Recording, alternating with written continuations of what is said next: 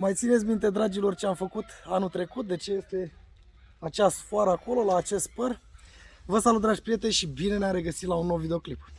Anul trecut am lucrat pe acest păr. Era primul an de viață și așa cum v-am promis, o să vă prezint în fiecare an ce este de făcut. M-ați întrebat foarte mulți cum anume lucrăm la păr.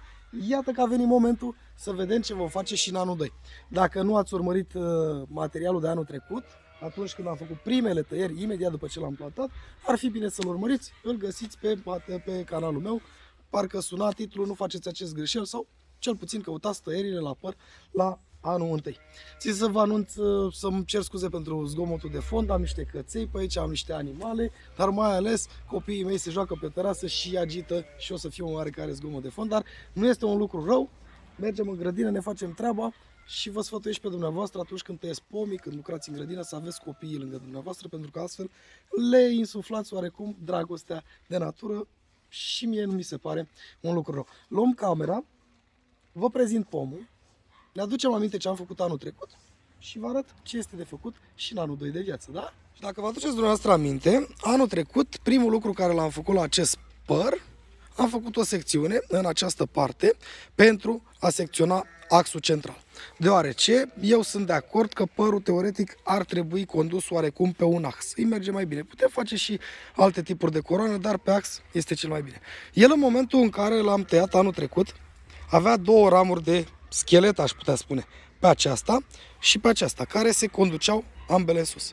Am ales una mai viguroasă, care am lăsat-o drept schelet, după cum vedeți, ax central, iar pe una dintre ele am luat-o și am făcut o operațiune de palisare. Așa cum v-am spus, puteți urmări videoclipul de anul trecut, veți înțelege despre ce este vorba, dar haideți să vă spun pe scurt ce am făcut. În momentul în care o ramură, așa cum avem în această parte aici, la un subetaj, crește vertical sau oarecum are o înclinație, dacă aș putea spune eu, greșită, merge într-o zonă în care va călca, va deranja celelalte elemente structurale ale pomului, noi atunci venim și o palisăm, mai ales în primii ani de viață. Iar palisarea nu înseamnă nimic altceva decât legarea unei corzi, unei bucăți de sfoară sau orice altceva de vârful acestei ramuri și o veți conduce la un unghi mai mic, creându-i un unghi mai mic de inserție cu pomul. Imediat vom face și acest lucru. Haideți să luăm această șarpantă care s-a creat în urma acelei operațiuni pe care v-am spus dumneavoastră și după cum vedeți aici, am legat-o și am palisat-o cu această sfoară. Iar ea, în momentul în care a suferit o înclinație la un unghi de inserție mai mici, a început să genereze ramuri vegetative, ramuri anuale, ramuri de rod în devenire, ba chiar și ramuri de rod, așa cum am procedat aici și după cum vedeți deja avem în anul 2 de viață rod pe această șarpantă din primul etaj, aș putea spune eu, pentru că nu știu, s-ar putea să fie al doilea, aș vrea să mai creez un etaj aici pentru că spațiul îmi permite, dar vom vedea ce se întâmplă anul acesta. Este foarte important ca dumneavoastră să știți ce anume va urma să se întâmple anul viitor.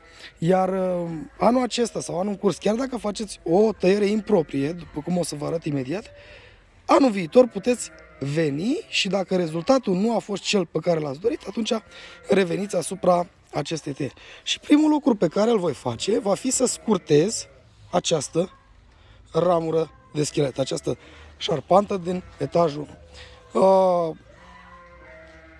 Eu în momentul de față o să o scurtez din această zonă, exact de aici. Da? Iar ea a rămas înclinată frumos, așa cum trebuie. În momentul în care vom avea frunze și vegetație pe această zonă, ea va rămâne la această înclinație fără probleme. În general, la păr nu tăiem foarte mult creșterile anuale, dar având în vedere că noi facem niște tăieri de formare, vom elimina doar ce este vertical și doar o parte din ele, urmând ca anul viitor să revenim și să facem alte acțiuni. După cum vedeți dumneavoastră, aici am ramură verticală, aici am ramură verticală. Nu se vede 3D, dacă vă arăt invers, observați că acestea care vi le-am arătat sunt verticale, celelalte au un unghi de inserție mai mic.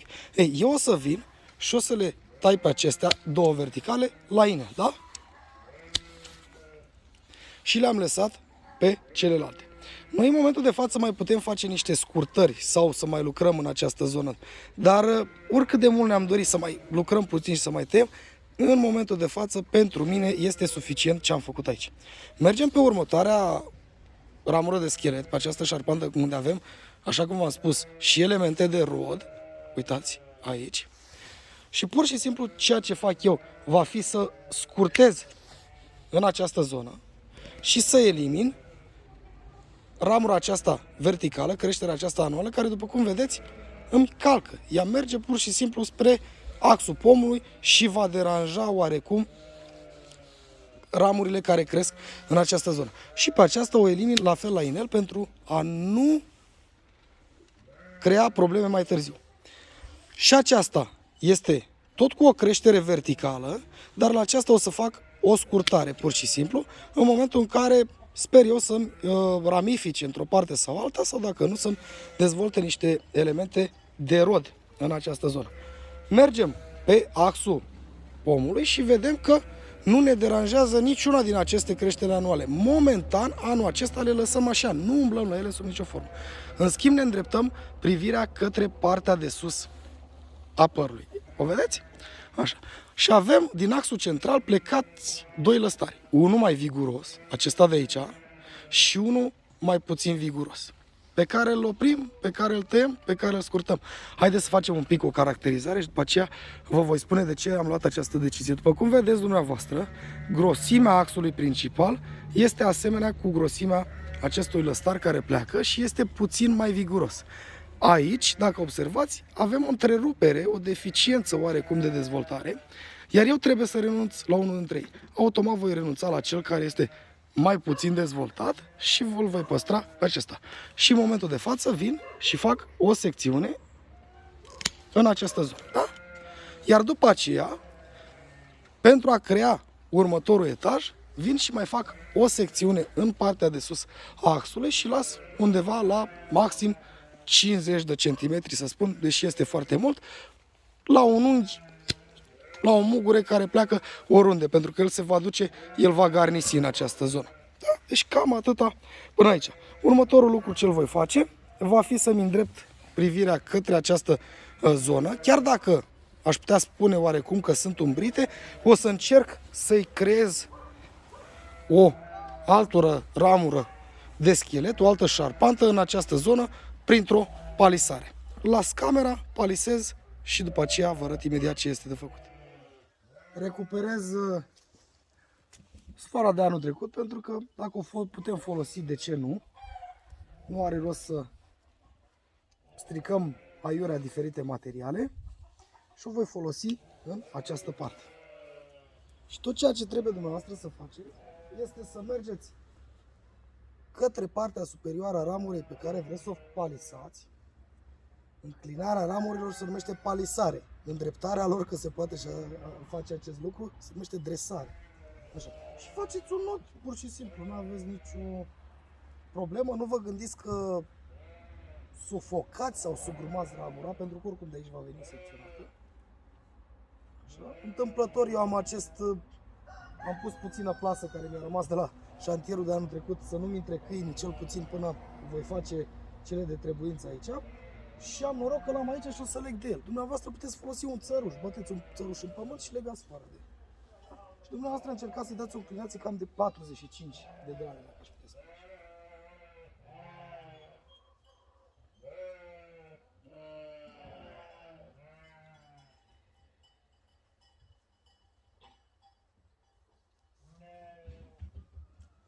Și cam asta mai trebuie făcut. Da? Și astfel arată părul nostru în anul 2 de viață și acestea sunt lucrările care trebuie făcute la el. Foarte simplu, nu? Mie unul mi se pare că este foarte simplu și foarte util și un lucru pe care puteți să-l faceți cu toți. Nu este nicio problemă.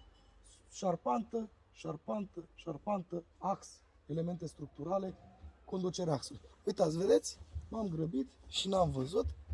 Și aici avem două ramuri care vor crea un etaj, dar pe una din ele o să o secționez la o mugure exterior din această zonă. Ba nu, mergem puțin mai jos, astfel încât să nu creăm un nivel exact. Adică una să fie mai sus și cealaltă puțin mai jos. Da? Cam acesta este părul nostru și este minunat. Așa că vom mai face multe materiale, dar anul viitor vom reveni și vom vedea ce trebuie făcut în anul 3 de viață. Important este să știți care sunt elementele structurale și pur și simplu să aveți curaj să mergeți și să încercați. Pentru că sunt 100% sigur că veți reuși. Și așa cum spunea cineva, mai bine tai decât să nu tai. Până la următorul videoclip, eu vă doresc toate cele bune și să ne revedem cu bine la următorul material. V-am pupat!